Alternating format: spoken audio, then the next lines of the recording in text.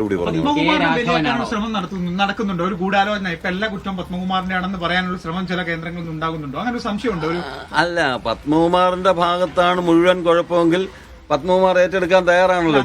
ഞാനിവിടെ നെഞ്ചുവിരിച്ച് നിൽക്കുകയല്ലേ. അങ്ങനെ ആക്കാൻ ശ്രമിക്കുന്നുണ്ടോ? അല്ല, അങ്ങനെയൊക്കെ ചില ശ്രമങ്ങൾ ഉണ്ടാവാം. എനിക്കറിഞ്ഞുകൂടാ. സംശയിക്കുന്നുണ്ടോ അങ്ങനെ ശ്രമങ്ങൾ? അല്ല, ലക്ഷ്യങ്ങളൊക്കെ പത്മകുമാർ CPM പ്രതിനിധിയായതുകൊണ്ട് CPM-ന്റെ നേതാവായതുകൊണ്ട് തന്നെയാണ് ഇങ്ങനെ വരുന്നത്.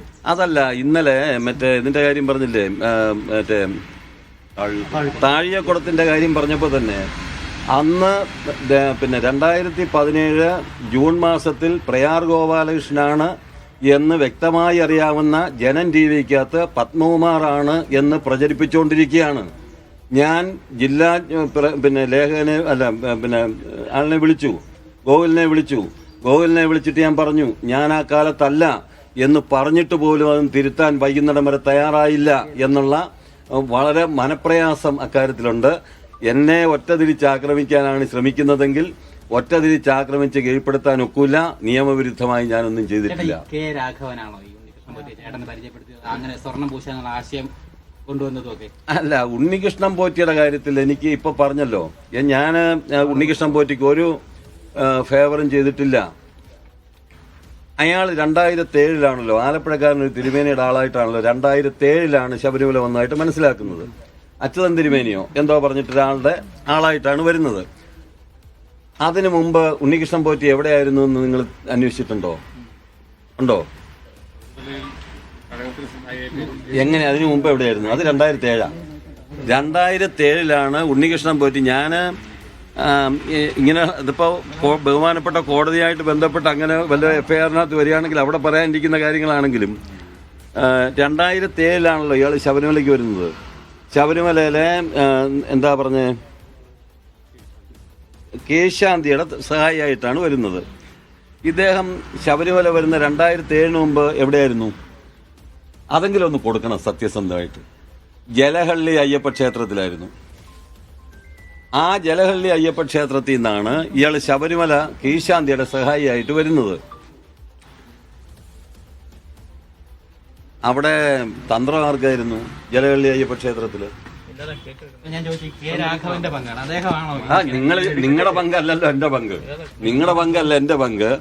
അതിനകത്ത് ശബരിമലയിൽ ഉണ്ണികൃഷ്ണൻ പോറ്റി വരുന്നത് 2007 ആലപ്പുഴക്കാരനൊരു കേശാന്തിയുടെ സഹായിയായിട്ടാണ് വരുന്നത്.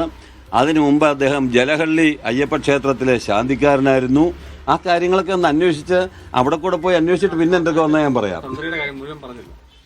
അല്ല, അതെ, അതാണ് അവിടെ അന്ന് ആരായിരുന്നു തന്ത്രി എന്നുള്ളത് അന്വേഷിക്കണം. ആരൊക്കെ തമ്മിലാണ് നേരത്തെ പരിചയം ഉണ്ടായിരുന്നത് എന്നുള്ളത് അന്വേഷിക്കണം. ഈ കാര്യങ്ങളൊക്കെ വരട്ടെ. അപ്പൊ വെളി വരുമ്പോ ഇതൊക്കെ തന്നെ ഓരോ പ്രശ്നങ്ങൾ ഉണ്ടാകുമ്പോ പത്മകുമാറാണ് മുഴുവൻ. അങ്ങനെ ആക്കാൻ ഒരു ശ്രമം നടക്കുന്നുണ്ട്. എല്ലാം മാധ്യമങ്ങൾ ആ നിലയ്ക്ക് ശക്തമായി ശ്രമിക്കുന്നുണ്ടെന്ന് എനിക്കറിയാം. മാധ്യമങ്ങൾ പത്മകുമാറിലേക്ക് കേന്ദ്രീകരിക്കാൻ ശ്രമിക്കുന്നുണ്ട്. അതെന്താ എനിക്ക് മനസ്സിലാവുന്നില്ല.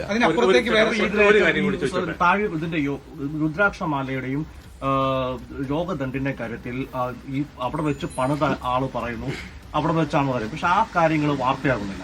സ്വാഭാവികമായിട്ട് എല്ലാ വിഷയങ്ങളും എല്ലാം സത്യസന്ധമായിട്ടുള്ള മാധ്യമ പ്രവർത്തനമാണെങ്കിൽ അതൊക്കെ വരണമല്ലോ. അതിപ്പോ എന്റെ മകനെ കരാർ ഏൽപ്പിച്ചു. അവൻ കരാറ് പണിക്കാരനല്ല. അവിടെ വെച്ച് അത് ചെയ്യാൻ വേണ്ടി തീരുമാനിച്ചു. അത് വൃത്തിയാക്കി കൊടുക്കുക എന്നുള്ളത് മാത്രമേ ഉള്ളൂ. അത് ചെയ്ത ആള് കോഴഞ്ചേരി തന്നെ ഉണ്ട്.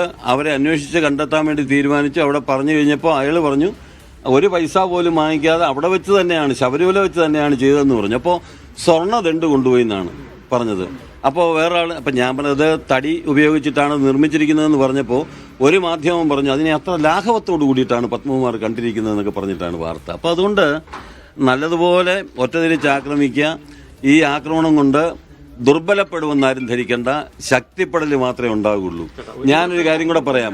കഴിഞ്ഞ ദിവസം ആദ്യം ഈ പ്രശ്നം വന്നപ്പോൾ ഉണ്ടായിരുന്ന എൻ്റെ ഒരു മാനസികാവസ്ഥ, എൻ്റെ മുഖഭാവവും അല്ലല്ലോ നിങ്ങളെന്നും കാണുന്നവരാണല്ലോ കഴിഞ്ഞ ദിവസം കണ്ടത്. അതിനേക്കാൾ ശക്തമല്ലേ ഇന്ന്. അപ്പം അതുകൊണ്ട് നിങ്ങളുടെ ഈ ആക്രമണം, മാധ്യമങ്ങൾ എന്നെ ഒറ്റതിരിച്ച് ആക്രമിക്കുന്നത് എന്നെ ശക്തിപ്പെടുത്താൻ മാത്രമേ ഉപകരിക്കൂ എന്നുള്ളത് നിങ്ങൾ മനസ്സിലാക്കണം.